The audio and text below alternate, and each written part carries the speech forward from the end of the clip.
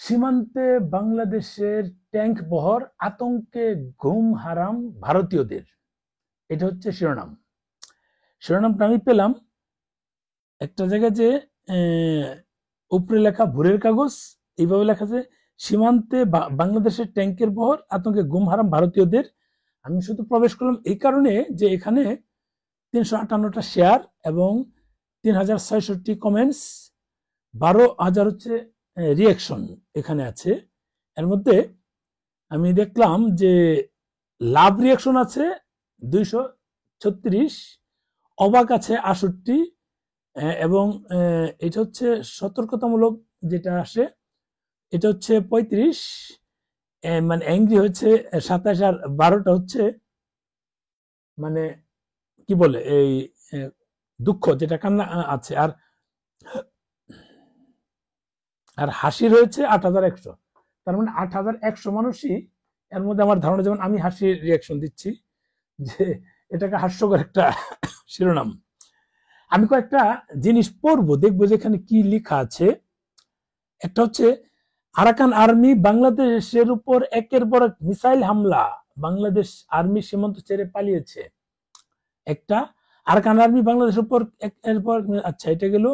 বাংলাদেশকে গোটা বিশ্ব এখন ভয় পায়, কারণ বাংলাদেশ ইতিমধ্যে উন্নত প্রযুক্তি সম্পন্ন কিছু অস্ত্র বানিয়ে বিশ্বকে তাক লাগিয়ে দিয়েছে, যেমন ফাটা বাঁশের বন্দুক, কলা গাছের সাবমেরিন, কদম গাছের তৈরি ১২,০০০ কিলোমিটার রেঞ্জের ক্রুজ মিসাইল, রিকশার ট্যাঙ্কার, বাইকের ফাটা টিউব দিয়ে তৈরি ডেস্ট্রয়ার ইত্যাদি। এসব দেখে রাশিয়ার রাষ্ট্রপতি পুতিন ইতিমধ্যে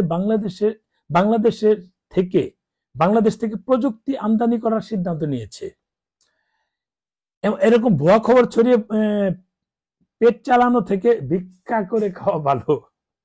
হিন্দু মুসলিম ভাই ভাই আমরা থাকতে পারলাম না, এটা আমাদের সকলের ব্যর্থতা। এই সমাজটা অন্ধকারের সমাজ হয়েছে, এটা আমরা প্রত্যাশা করিনি কখনো। আমাদের মিলেমিশে থাকা খুবই দরকার ছিল। তার মানে উনি কি বোঝাতে চাচ্ছে যে আমরা অলরেডি চলে গিয়েছি। এখানে ওদিকে আরাকান আর্মির ভয়ে এদিকে ট্যাঙ্কগুলো রেখেছে যাতে আরাকান আর্মি নিয়ে পালাতে না পারে। আচ্ছা, খুব ভয়ে আছি, জানি না কি হবে। এত ট্যাঙ্ক ইন্ডিয়ার তো নেই, তাই যদি পারেন আবার ফিরিয়ে নিয়ে যান। সত্যি ৩ দিন ধরে ঘুম হয়নি ভয়ে। বিশ্বজিৎ চ্যাটার্জি, উনি ইন্ডিয়ান সম্ভবত হবে, নিজের লাভের জন্য এসব মিথ্যা প্ররোচনা দিয়েই দেশটাকে ধ্বংস করছেন। আর মাত্র দিন দশেক আরাকান আর্মি পুরো চট্টগ্রাম বিভাগ দখলে নিয়ে নিবে, আর এর লুঙ্গি বাহিনী লুঙ্গি তুলে ভারত সীমান্ত খামটা নাচতে এসেছে। ২০ ডিসেম্বর আগরতলায় আসছেন ভারতের স্বরাষ্ট্রমন্ত্রী অমিত শাহ। বাংলাদেশের বিরুদ্ধে বড় কিছু হতে পারে, শঙ্কিত বাংলাদেশ, এটা আরেকজনে বলেছে। সত্যি ভাই, এখন রাতে ঘুমাতে ভয় লাগে যদি ভারত দখল করে নেয় আমাদের প্রিয় সার্কাস দেশ, এটা আরেকজন বলেছে। এসব গুজব পুষ্টকারীদের উপরে ব্যবস্থা কেন নেওয়া হয় না? ঠিক আছে, সঠিক সিদ্ধান্ত নিয়েছে সরকার।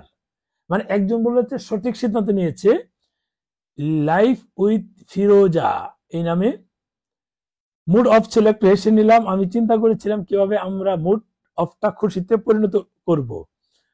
আচ্ছা, সবাইকে না এত মিথ্যা কথা প্রচার করে, আমি বুঝি না এত গুজব।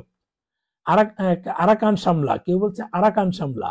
ছবি দেখে মনে হচ্ছে এগুলো বিদেশি কোনো ট্যাঙ্কের ছবি। মানে বিষয়টা হচ্ছে পুরোটা আমরা হাস্যকর একটা জাতিতে পরিণত হচ্ছি।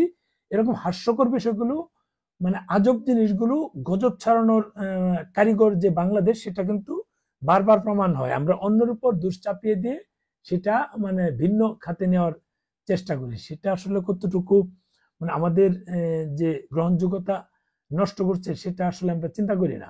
এই নিউজটা কেন দিলাম, আমি কয়েকটা কথা বলবো। এই জিনিসগুলো দিলাম যে আমাদের মাঝে এই জিনিসগুলো কিন্তু প্রায় ৮,০০০ লোক মানে করেছে, মানে কি বলে না, সরি ৮,০০০ না, আমি ভুল বলেছি। সেটা লাইক দিয়ে ৩,৯০০ লোক, এই ৩,৯০০ লোক বিশ্বাস করেছে। এই ৩,৯০০ লোককে তো তারা বিশ্বাস করাতে পেরেছে। এই মানুষগুলো এই গুজব কথাগুলো তারা আশেপাশে ছড়াবে, আশেপাশে ছড়িয়ে দিয়ে যারা অ্যান্টি ভারতীয় আছে, তাদের বিশ্বাসের জায়গাটা আরো পাকাপোক্ত করবে, অর্থাৎ ভারতের বিপক্ষে আমরা যুদ্ধে জয়ী হব, ভারতের বিপক্ষে আমরা যুদ্ধ করে মানে পুরো ভারতবর্ষ দখল করে নিব। তারা কিন্তু বিভিন্ন জায়গায় বিভিন্ন স্লোগান দিবে, কেউ মসজিদে দিবে, কেউ মাদ্রাসায় দিবে, কেউ রাস্তাঘাটে যখন বয়ান দেয় সেখানে দিবে, কেউ চায়ের দোকানে বসে বসে দিবে যে এরকম একটা ট্যাঙ্ক বহর আমরা দেখেছি।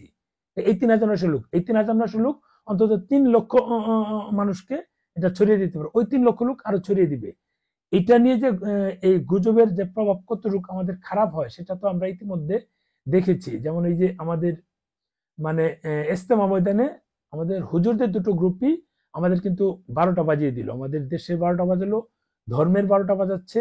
তারা কিন্তু উভয় গ্রুপই মানে ইসলাম কিভাবে প্রচার করা যায়, ধর্মটাকে কিভাবে মানুষের কাছে পৌঁছানো যায় তার চেষ্টা করে যাচ্ছে। অথচ তারা নিজেদের মাঝেই নিজেদের যে মানে কি বলবো মানে কিছু ভুলভ্রান্তি আছে সেগুলি শুধরাতে পারছে না, এক গ্রুপ আরেক গ্রুপকে ঘায়েল করছে, অনেকেই অনেক হতাহতের ঘটনা ঘটেছে। এরকম যদি হয় আমাদের দেশ কোন দিকে যাচ্ছি, আমরা কোন দিকে এগিয়ে যাচ্ছি, সেটা হচ্ছে মূল বিষয়।